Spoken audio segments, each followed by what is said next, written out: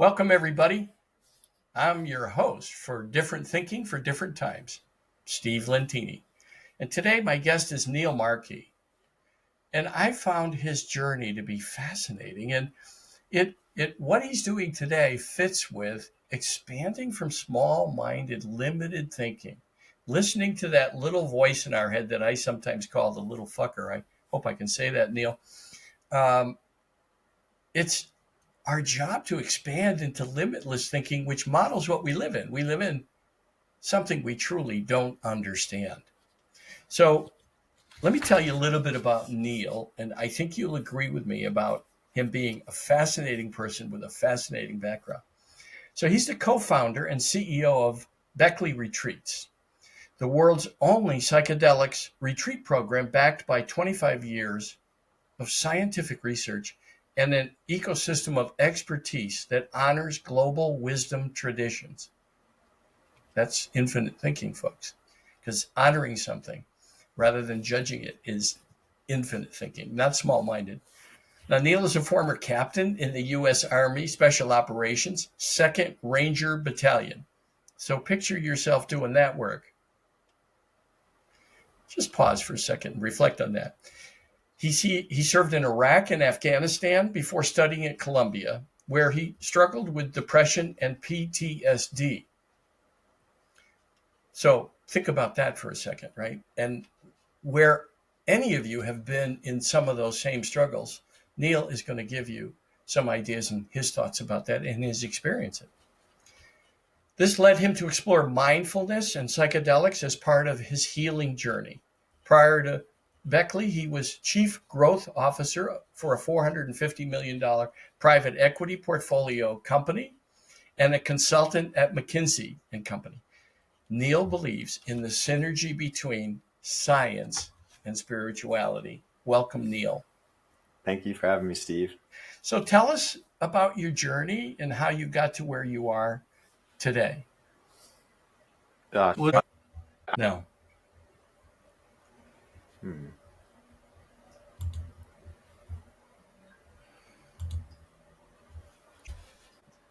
No. Can you? Okay. Yeah, so I usually start my story on September 11th. I was studying math at University of Maryland, and you could actually see the smoke from the Pentagon at the top of the football stadium. And it was a big day in my life, like it was for many. And can you still hear me okay? You're losing me? And so, long story short, I ended up joining ROTC, the officer training program at Maryland, and then went in as a lieutenant, thinking I was doing the right thing.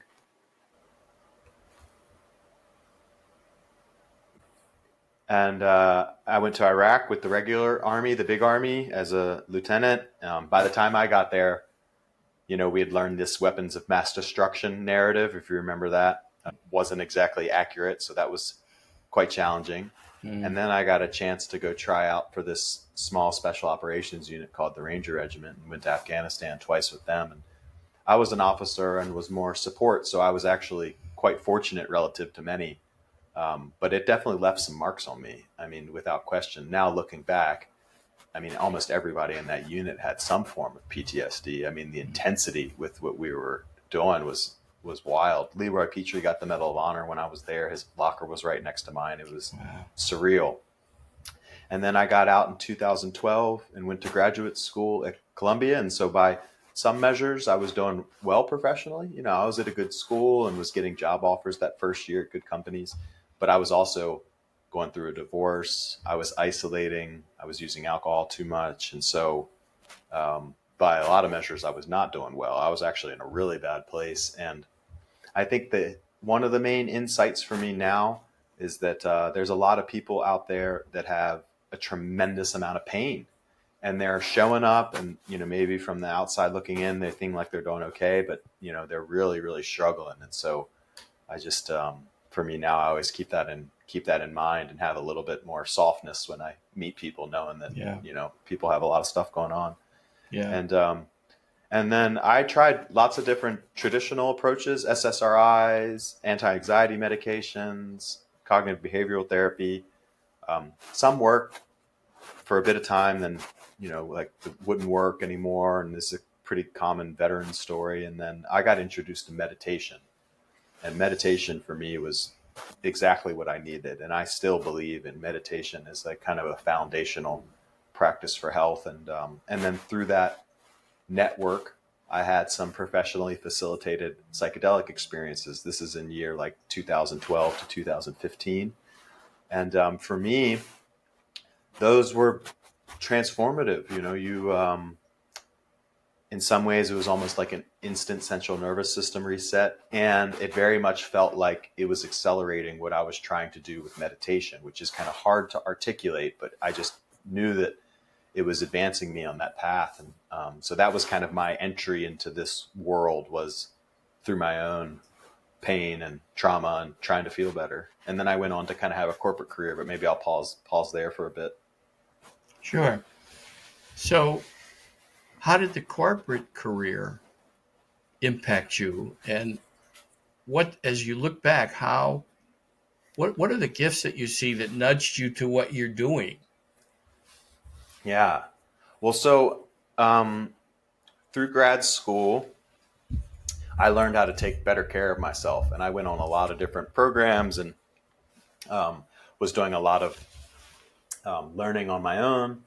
And then I finished in 2015, and I was loving meditation so much that I actually went to Jefferson University and did a teacher certification in meditation, and had started a small business in graduate school with my brother that he still runs full time. And so I had this like life that I had designed after grad school, where I was teaching meditation, something that I loved, and working on a business with my brother. And so I had, good practices. I had purposeful work that was aligned. I was living back in my hometown. I had community. I was in nature all the time.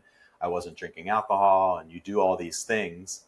And then life syncs up a little bit more easily. It's not so hard. You're smoother. And then a pivot point for me now looking back was I had been deferring this job offer with McKinsey and Company, and I asked them for another deferral, and they were basically like, no, we're not going to be your permanent backup plan. So you either come now or we wish you the best.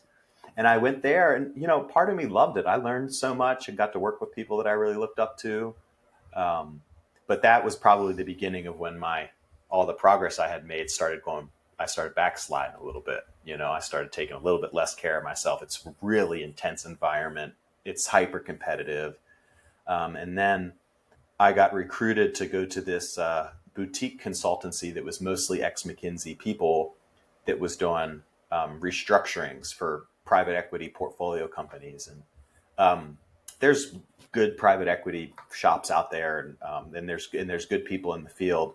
But the work just wasn't for me. I would call it kind of bare knuckle capitalism. It was about money, and that was it. And that's not who I am at the core, And so what I've now learned with the benefit of hindsight is, the body will, if you're out of sync, if you're living a life that's not in alignment, like your body will try and tell you. And a lot of times that shows up in terms of anxiety, right? And these symptoms that come through.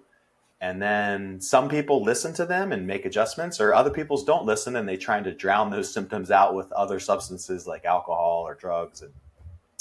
And so over the course of a few years there, I did really well by most professional measures, but I ended up in almost as bad a place as I was coming out of the service. Not as bad, but almost as bad, from just work environments that weren't for me, and I'm looking around at a lot of my peers in that environment. Most of them come from Ivy League educations and families that have tremendous wealth. And a lot of them have similar symptoms. It's not as intense as war veterans, but they're not sleeping well.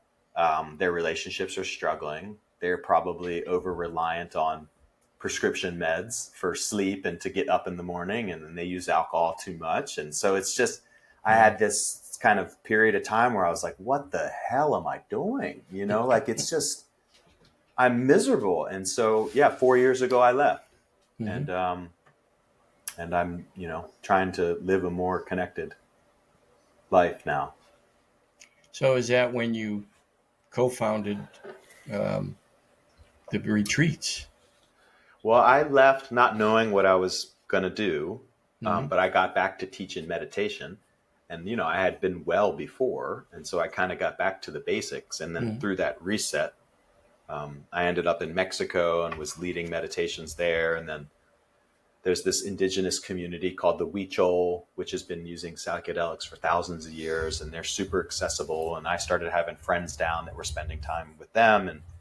And then I kind of had this moment where I was like, well, why don't I just do something related to this work?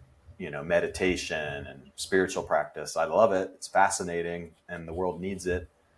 And so that's when I started kind of looking for partners and some support. And then that's when I got introduced to Amanda Fielding, who's this iconic researcher who's quite famous in this world. And her family were looking to, start building the infrastructure for this work. And it was Mm-hmm. almost like I had been looking for them and they had been looking for me. And then we met and it was like, well, let's do this together. And that's kind of how it started. As you look back in your life, let's suppose there were two or three things that were different. Do you think you'd be on this journey of Beckley Retreats and helping people understand psychedelics in a much healthier way? I mean, it's really kind of uncanny. It feels like all the dots make sense now looking back. And I'm so thankful for all of them, but I certainly didn't. If you would have asked me 10 years ago what I'm going to be doing in 10 years, this would never have been in my radar. It just kind of happened. And I think I talk to a lot of younger veterans that are trying to find career paths and, people from the consulting world that are looking to, find work that's more meaningful. And I think one of the more important things that I did was in that transition out of the corporate world was I intentionally just created space. I wasn't Mm. necessarily like running to my next thing. And I think that in that space, then this kind of like synchronicity can really come through. But if you're on that hamster wheel and you're just cranking to the next thing, there's literally just not enough spaciousness in your mental bandwidth and in the time in the day for kind of like newness and things to come through and things to grow. And so again, meditation is the act of kind of creating that spaciousness, like moment to moment and being in more of a state of allowance. And so I just think it's really important, but it does take it does take quite a bit of effort to kind of develop this new way of being. You can't turn it on right away. No, I mean, in my own personal experience, it was life actually giving me the experiences I needed. Um, I Yeah. didn't quite get what I wanted, but I got what I needed. And then eventually, because I was pretty stubborn, I was fighting life, and I was going to win. I thought of it in a positive way, that I was going to get my way. And Eckhart Tolle says, when you fight life, life fights you. And I had read his book, but I really didn't get the message, right? That total surrender. And looking back over my life, I can see where life was actually nudging me much in a much more in a much gentler way, and I couldn't get out of my own way. And then I Yeah. got the near death experience and my purpose. That our purpose somewhere is in our deepest and darkest times. So Oh yeah. tell us about your research with psychedelics and how it's helping people and what you're finding and what you've helped people do. Yeah. Um, so the programs that we run right now are explicitly non-medical. So we don't diagnose or treat anything. Mm-hmm. And it's because of the legal frameworks where we operate. So we're in Jamaica, and we're a US based company that operates in Jamaica and the Netherlands. Mm-hmm. And so it's mostly well people that are coming down that are looking to become more empathetic, more self aware, increase creativity, increase cognitive function, um, So they're coming connect to you. connect more spiritually. Yeah. Mm-hmm. And if people come to us with kind of more severe indications, we try and get them pointed to a place that's a bit more appropriate. But our Mm-hmm. guests are mostly what we would call, you know, generally well. So our programs are more for like the betterment of the well, but we think there's tremendous value in these higher order functions and Oh, being able to sure. be more present as father or son or, business partner or what have you. Um, and, um, and so we're studying that. We are, work closely with the Beckley Foundation, which has been doing research for decades now. And then we're Mm-hmm. formally partnered with Imperial College London, and we do some work with veterans specifically. Mm-hmm. And then we've just kind of formalized a partnership with one of the leading researchers at Yale. And we're looking at more of the kind of non-clinical benefits of this work. So the interpersonal dynamics and sense of awe and, Mm-hmm. how do people feel? Mm-hmm. And yeah, it's really fascinating. And when you think of the benefits of psychedelics, I mean, a lot of people are afraid of it. It's small minded. They reject it completely because they think it's, well, I don't know what they think. Yeah. Well, there's a lot of legacy mindsets out there that aren't based in kind of the data. They were more in the drug war and the frying, like the this is your brain on drugs commercials. We're Mm-hmm. frying an egg, and Mm-hmm. um, so is there risks with psychedelics? For sure, and it's important for people to kind of be eyes wide open about them, Mm-hmm. and they need to be done in a proper way. The Mm-hmm. way really matters. Like with psychedelics, they're very contextual. So like the how and the who and the what and the where, like all the context around it is incredibly important. Some psychonauts would say that is actually more important than the compound, is the kind of intentionality and the who you're with and why you're doing it. Mm-hmm. And I think that's true. But I think that in my opinion, if you look at you know, I think most things we do, if you want to assess them, you should look at the risk versus potential reward, Yeah. the upside versus downside. And I think if you look at mushrooms in particular, Mm-hmm.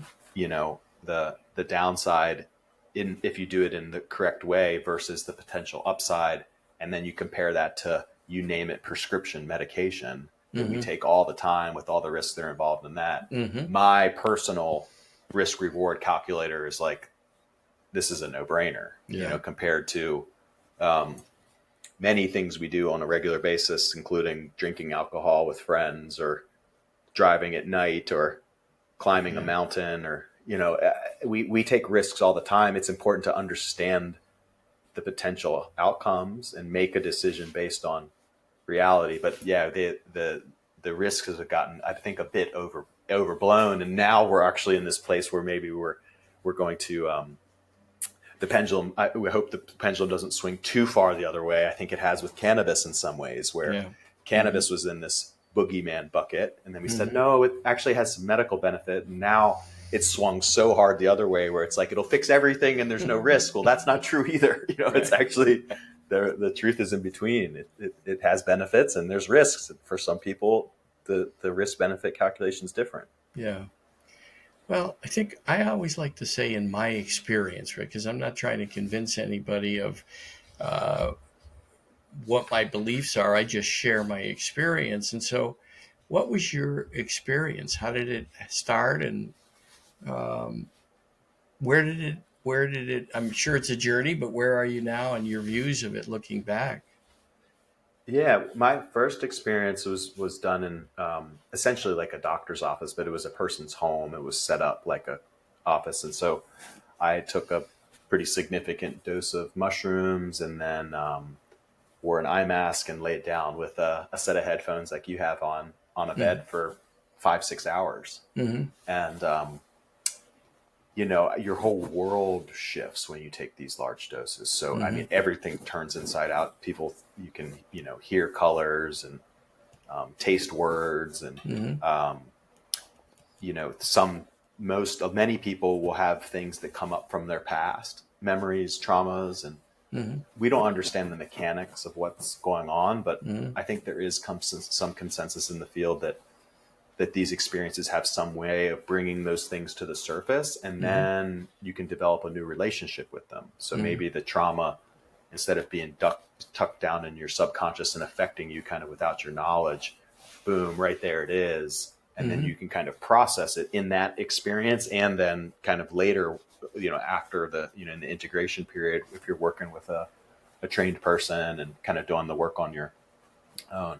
And so for me, I realized that, one thing that I realized that was super clear was I still had something in my body from my time in Iraq and Afghanistan that was related to getting woke up when bombs were exploding. And so it was not uncommon to have things exploding, but I realized in that experience that the times I got woken up and had to very quickly put my boots on and get out the door and run to the shelter, there was still something in my body that was holding on really tight about that. And it wasn't allowing me to fully rest because I was afraid.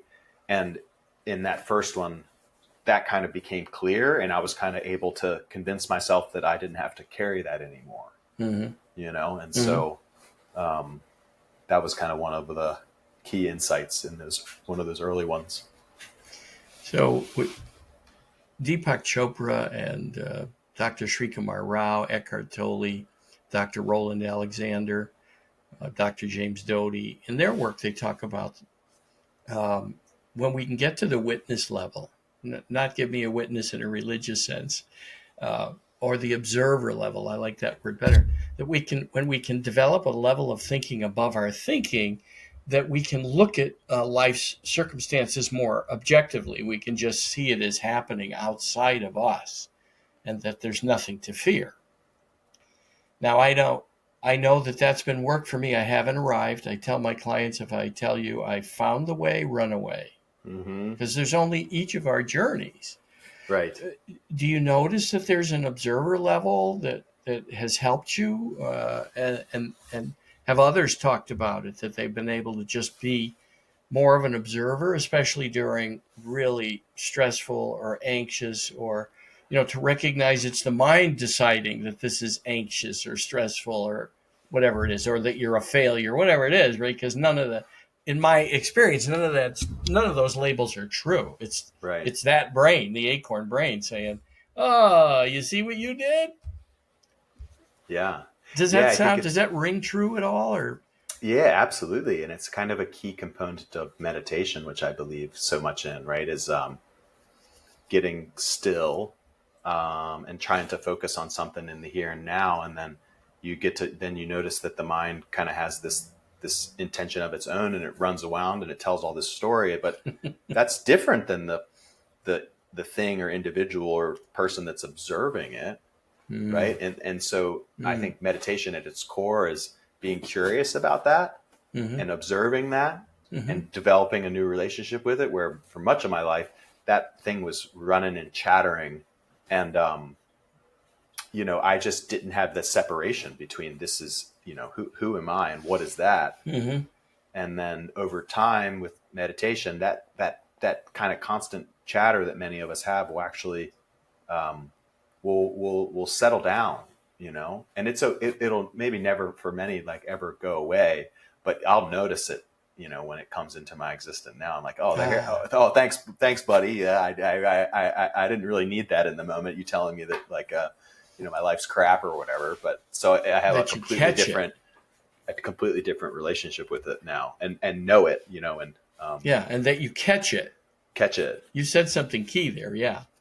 And catch it, yeah. Yeah. And when you catch it, do you think that was also an aid in like climbing up the staircase to more self-awareness and a spiritual evolution due to the journey you took with the psychedelics? Yeah, for sure. I think that the plants, if used in the right way, it's almost beyond kind of the rational mind. It's like it's beyond explanation. But people just, if they have these experiences in the right way, there's just like you get almost like a download of knowing, and you know that you're this spiritual being, which I really believe that we are. It's just so clear to you, and then you're able to see everything in a little bit different light. But all of it takes, everyone's different, and everybody's kind of like path is different, and so whether it's I think for many people they have these experiences and there'll be this period where there's a lot more clarity and there's a lot more peace, and there's like, you're able to sit in that observer mode for longer. But the reality is life keeps coming at us, and we have a lot of momentum in our system that will want to keep us on our old path. And so it really does take kind of a constant effort on our part to kind of to work towards this new way of being, or you'll just revert back to the kind of more primitive, primal essence that we all have, you know? So it's not a one and done magic light switch that just will get flipped and all of a sudden it's like, great. It's more of a realization that there's a new way to live that includes different habits and thought patterns, and that you need to cultivate. You know, it takes some effort. Yeah, disciplines and practices. It's the neuro gym that we can exercise our brain, and neuroscientists are even finding new neural pathways are opened when we catch ourselves in a negative mode, or that brain is running us, and that we can switch to run it, which develops a new neural pathway and helps people default more often to running it. Now, I haven't yet gotten there where I'm running it more often. Maybe I'm many days I am, and I do go to the neuro gym every day. And what I tell my clients is, well, you wouldn't go to the gym once a month and expect a physical result. And we understand it.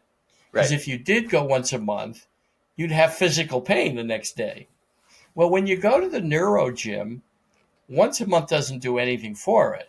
Going every day, though, the brain will resist. It will try. It's funny. The default patterns will try to take over, at least in my experience. And so I say to people, too, consider this. Would you bathe once a month, or would you brush your teeth once a month?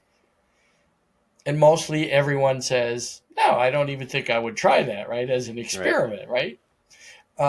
And they get the idea that if they're going to discipline the brain, if it is a challenge, right, that is driving them down this path, I call it the rabbit hole, going to places that are impacting their life. They're not discovering the path to joy and happiness, and they're stuck in something. And what we feed grows. And it's a rule of the universe. Whatever gets fed grows. Yeah. So when people can catch themselves, they can change their mind. They can actually reprogram their mind. Joe Dispenza calls it, we can remind ourselves.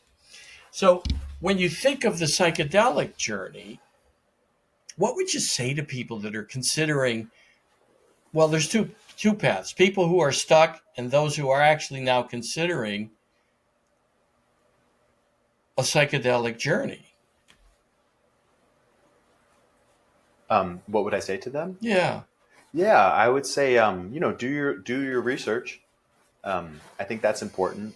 Understand the risks and understand if you're a good fit. And, when you're considering a provider or a location, make sure you ask a lot of questions around that, because there's unfortunately there's not much control around it right now. And so it's a bit of the wild, wild west. So kind of buyer beware, and so it's important to make sure you work with reputable people that have a very clear history of doing this work with, at the right standard. And I would really try and trust your intuition, and like really ask yourself to kind of help guide. I think you want to do the analytical work, you want to do the mind work, and then you want to kind of pause and also just try and see if you can't feel into it. And I know that maybe sounds a bit woo for folks that are coming from the the established ways, but you really do have this subconscious, and probably it's part of the central nervous system too, that is picking up much more of the information in the world than your conscious mind, and it has a longer kind of history.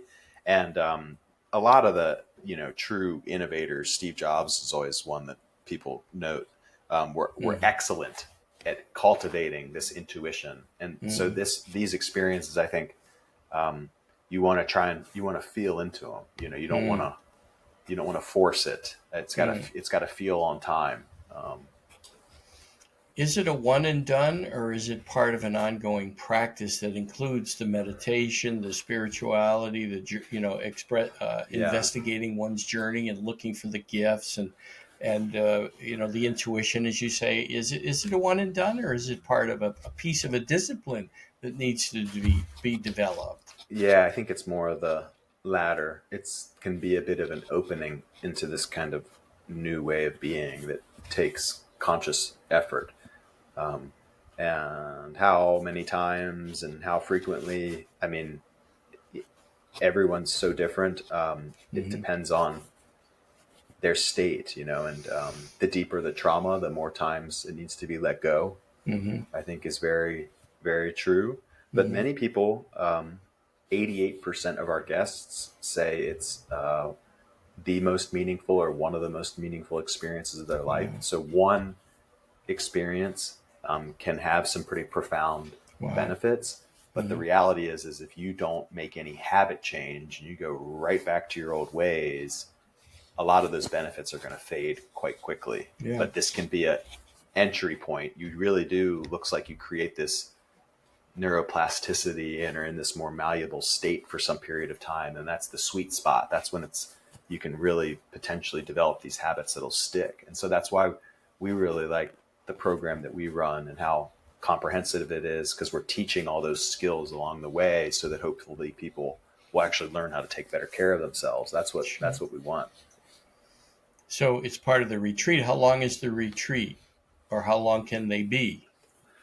Our programs are a 5-night immersive, and we do 2 psilocybin sessions in the 5 nights. Mm-hmm. And then before the immersive, we do a digital preparation. So you get to meet the other people that are coming along with you. It's usually about 15 guests. Mm-hmm. You get to meet the facilitators, because we know from adult learning and habit change science that the group dynamic really matters. And Mm-hmm. sometimes if people will show up differently for others than they will for themselves. So we try and really cultivate that. And Mm-hmm. then we do skill building. So you get access to our catalog of content, and we're teaching different meditations, breathwork exercises. We're giving some encouragement on healthy diet changes. If you want to learn more about the research, you can do the modules on the research. It's quite self-paced. But that's what we want to do, is start the habit formation early, and Mm-hmm. then people come have the immersive experience, beautiful locations. It's a bit of a digital detox. We're trying to get people back in nature and away from their normally pretty hectic lives. And then on the back end, we have Mm-hmm. 6 weeks of digital follow-up or integration that again is self-paced. Mm-hmm. But this is really where we want the habit formation to stick, so Mm-hmm. it's like for that 6 weeks after, just commit to the meditations and the gratitude practice and the journaling. We kind of give people exposure to many different practices and just ask them to pick a couple that really Mm-hmm. resonate with them. Mm-hmm. I'm always pushing for meditation to at least be one of them, but Mm-hmm. to each their own. And so I think we're getting better. I think we're getting better results that'll last longer Mm-hmm. by doing the skill building in a really thoughtful way around the experiences. Yeah. So for people that are worried about becoming dependent on mushrooms, is that a possibility? Do people end up taking lower doses every day, little bits, or talk Yeah. about that, because I think that's where some of the fear and lack of knowledge might be. Yeah. So many people do microdose, which is, taking a very small amount on a Mm-hmm. daily basis, but then Mm-hmm. you cycle on and cycle off. And Mm-hmm. so that seems to be quite popular. Mm-hmm. Um, the risks of addiction, it doesn't create a physical dependency, so that's Mm-hmm. quite low, but you Mm-hmm. can become addicted to anything in a habitual sense. And I Yeah. think that, you could develop a habitual kind of addiction, but it's not, mushrooms are non-toxic. Mm-hmm. Um, and so, again, relative to other things that we can become addicted to, including alcohol and sugar and nicotine and all these other Yeah. things, I would make an argument that if used in the right way, that the risk is quite low. Mm-hmm. Um, so but people need to kind of make those Determinations. Yeah. estimations on their own. Yeah. So if they have an addictive personality and they've been addicted to other things or multiple things, then maybe it would be a thing to question about taking a microdose daily, right? Right. Yeah. I would say everyone's different. It is interesting though that mushrooms do looks like there's some benefit in controlling other addictions. So Mm-hmm. we have many people come through our program that don't Mm-hmm. even have the intention of like reducing alcohol, but then after the program will tell us, "Hey, I don't even really have an urge to drink anymore." Wow.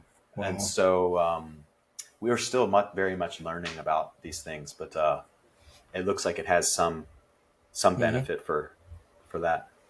Mm-hmm. Two more questions. One is um, the name mushrooms. Are they actually derived from mushrooms? Yeah, Okay, yeah, it's a fungus, it's um, fungus. Yeah. and there's hundreds, if not thousands, of different species, Mm-hmm. and there's a few strains of the psilocybin mushroom that we use for our sessions. Mm-hmm. Well, it sounds like it's something that some people are going to investigate, right? Hmm. And I think um, I don't know if I would, but I want to consider it. I'm not going to Yeah, rule it out because I have some fear. Fear to me and being comfortable in where I am is something I change purposely every year. I make myself uncomfortable with some either a new training, a new course, a new certification, or changing my whole business model from time to time. And some years it's been changing my iPhone to an Android, and then a few years later back again, just to upset the mind, right? That I've got to juggle something new. So I'm going to definitely consider it for myself. yeah, Now, we'd you love to have you mentioned down. locations. Where you mentioned beautiful locations. Where are the locations? How do people get in touch with you? And we're gonna emphasize this a few times so that people get the message, especially if they want to write it down or they have a forgetful moment. Yeah, so we're in Jamaica and the Netherlands. It's the two Hmm. places where we can do this work And fully people above can go to board. either one. There's Yeah, retreats at both. Okay. yeah. There's retreats at both. We usually do a few a month in each Hmm. location, and it's fully above board. So Hmm. it's completely legal. So we think that's really important. There's no kind of Hmm. gray area. Things get really funky when there's a gray area. Then Hmm. you need to ask a lot more questions. But for us, we know where the mushrooms are coming from. We're not hiding anything. We feel very safe being able to do them there. Hmm. Yeah, the properties that we have are incredibly beautiful. It's really about getting back in nature and reconnecting to nature, and so we choose them very thoughtfully. Okay, so then how do people get to register or more information? What are some of the ways they can find out more about your programs? Yeah, if they Google Beckley Retreats, will come up, or it's It's just .com or .org or BeckleyRetreats.com. And BeckleyRetreats.com. Do you want to know how to spell it, folks? It's BE Beckley retreats. I hope you know how to Retreats. spell retreats, but I don't presume anything, and I Uh, don't make anybody wrong for whatever level they're at in life. I forget stuff all the time. I forgot morphine when I was talking to Neil earlier. That was the drug that when I first went in the uh, hospital they gave me, and I couldn't take it, or maybe it was the level they were giving me, but it didn't work for me. Retreats is RETREATS. I'm not making fun of anyone that couldn't remember it or couldn't write it yeah, down fast enough. .com. BeckleyRetreats.com. that's us. And we do twice weekly group Q&As where you'll meet with either me or a member of the team in a group setting. We'll give a bit Online. more, yeah, online, and we'll Okay. do that. We'll give a bit more detail on the program, Mm-hmm. and then you can also book a one-on-one call Mm-hmm. if you want to I have a want to little bit say, more privacy. yeah, go ahead. A one-on-one call with what? That would be with you. I do some of them, or it's another kind of Mm-hmm. member of our team, and Mm-hmm. and it's not uncommon for someone to do multiple calls with us because there's a lot of questions, and we're happy to do it. It's Right. we get it. It's a big decision, and Right. so we're easy to find, and we will make time to Yeah. say hello. Yeah.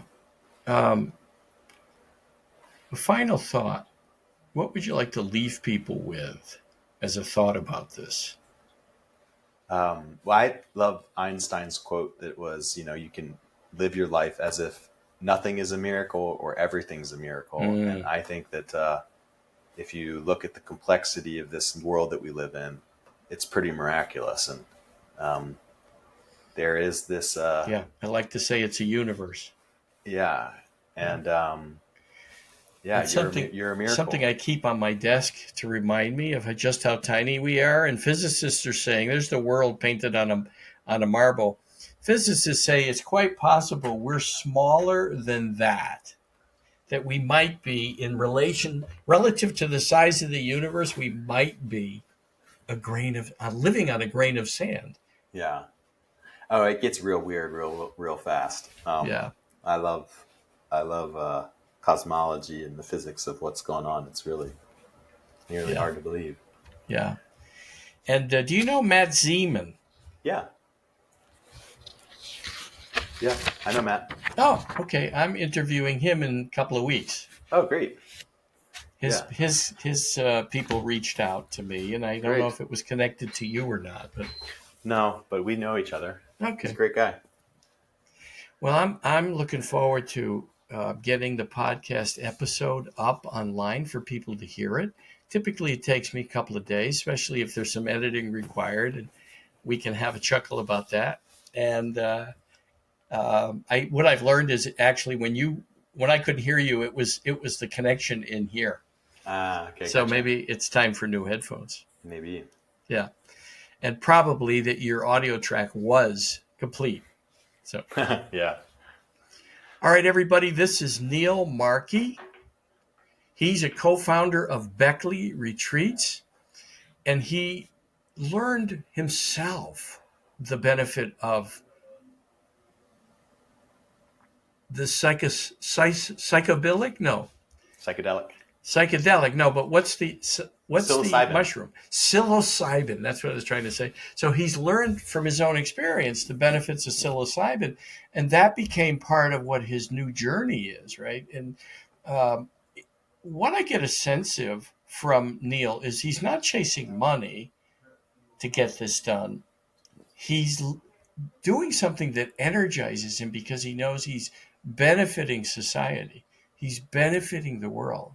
He's making this world a better place to live in for people. He's having an impact in a grand way for those people that cross his path.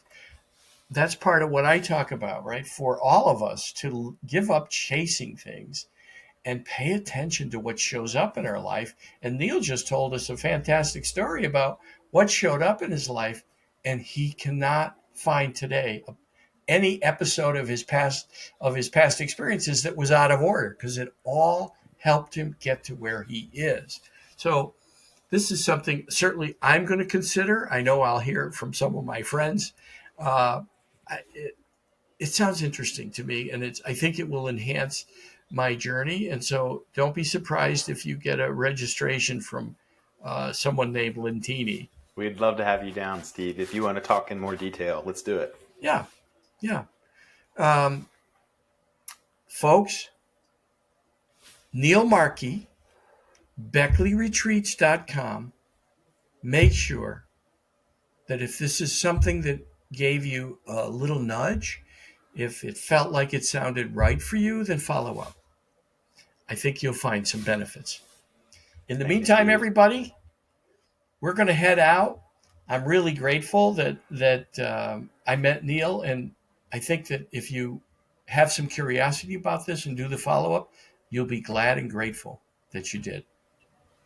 See you. Thank you, Neil. Thank you, Steve.